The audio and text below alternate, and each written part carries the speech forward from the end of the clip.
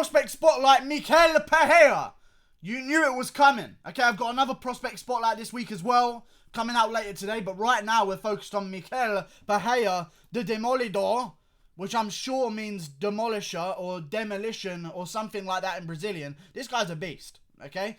But he's not. But he is. But he's not. And I want you guys to understand that right now. Because you see him face Danny Roberts, you're like, oh my god, we've got some... This is the fucking welterweight Johnny Walker right now, okay? That's what we've got on our hands here. We've got a guy doing crazy shit, flying, kneeing guys in the first round, jumping off the fucking cage. It's unusual, but let me tell you this. As soon as I saw that fight, I was like, fucking, how haven't I heard of this guy? I'm checking his record.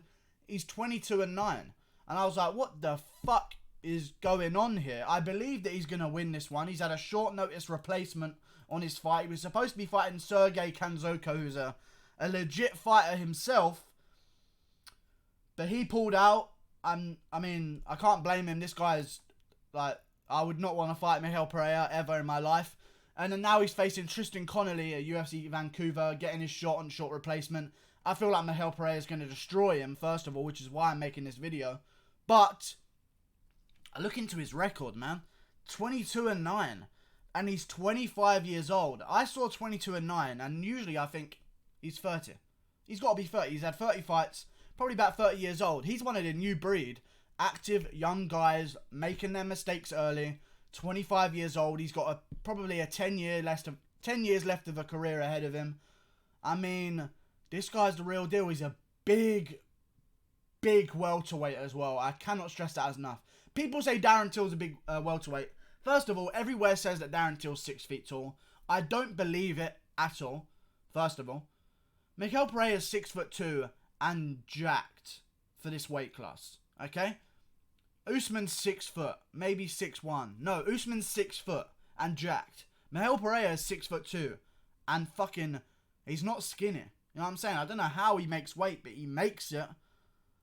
And he just destroys guys, jumps off the cage, made the most of his performance against Danny Roberts on short notice. And to be honest with you, it came into his favour. A lot of guys think, this guy's taking it on short notice.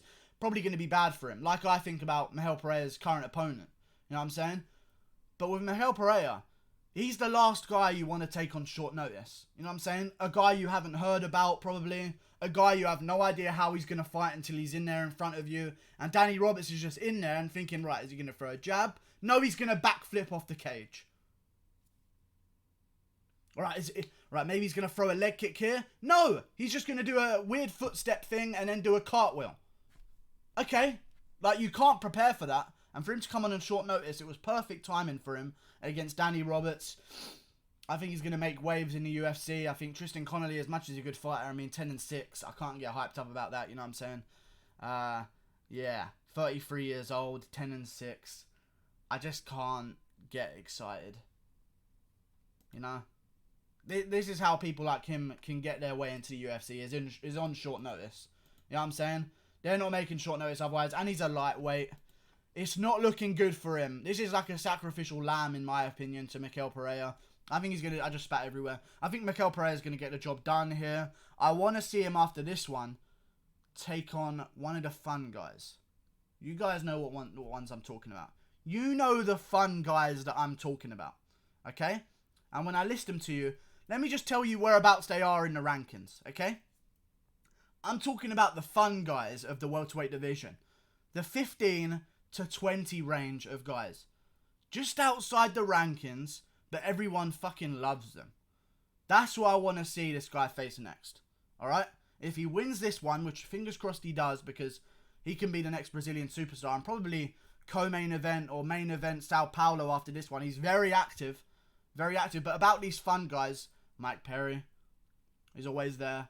You know what I'm saying? You got Nico Price, Tim Means, all these guys floating outside the rankings. Jeff Neal. Probably not Jeff Neal because he's sort of earned a bit above now with his recent win. But those kind of guys are who I'm talking about. Your Randy Browns, you know, guys like that. Your Brian Barbarinas. Some of these guys.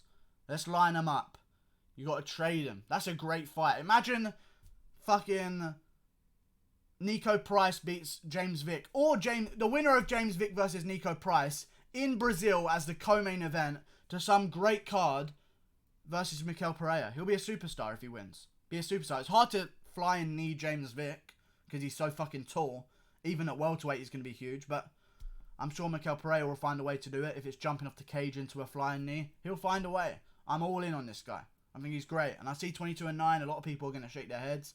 I do wonder, though, what happens when he doesn't get you out of there straight away? That's what I do wonder about this guy. And it does worry me a little bit about him. Like, I do think to myself, yeah, the flying shit is cool and you jump off the cage, cool. And the footwork's good and you throw heavy and that's cool. What happens when after the first round, they're still there and they're comfortable? And he has been TKO'd just 2 fights ago. Okay? In the first round, at the very end of the first round. I wonder and I worry. But I do think he gets this one done. And I think he gets it done in the first round. And I think he makes a statement and they give him someone, a big name just outside the rankings next. Phenomenal fighter. I was going to say something and I wish I could think of it right now, but I can't. Activity. He's so active and that's what I like about him. He gets a fucking huge KO win in May and he's back already. That's what I like. If you're KOing people in the first round, if I don't see you back in 3 months, you don't want to be popular. And you can't complain when the UFC says they aren't promoting. Or you can't say, oh, the UFC's not promoting me enough. If you get a KO, first round, no damage whatsoever, you get an early KO like Michel Pereira does, and you're not back in 3 or 4 months, you don't want to be. You don't want to get promoted. That's all it is. If you're going to take 6 months out after that, you don't care. Fair enough if you go for a hard fight, and you get a decision, or you get a late finish, or a first round war that you win, you could take some time off. If you're going in there and just completely finessing guys, Conor McGregor did exactly the same thing. Right back in there. Now he's a superstar. You know what I'm saying? Israel Adesanya did exactly the same thing. Finishing guys early. Did he wait around? No, he's right back in there. Getting the job done. You know what I'm saying? Or not finishing guys early as much with Israel Adesanya, but taking no damage, getting right back in there. Michel Pereira is very active. He fights around 4 times a year, at least 3 times a year. I like it. I really do. And maybe if he wins this one in brutal fashion and doesn't take any damage, he can be a nice little addition to that UFC Sao Paulo card that just had Blachowicz versus Jacare announced as the main event at 205. Imagine that. Blachowicz Jacare, main event. Michel Pereira versus... I don't know. You guys think of who he should face. Who's the next guy for him if he can get past this fight? We'll find out. Like and subscribe. Thanks for watching. Click that button there. I'll see you later.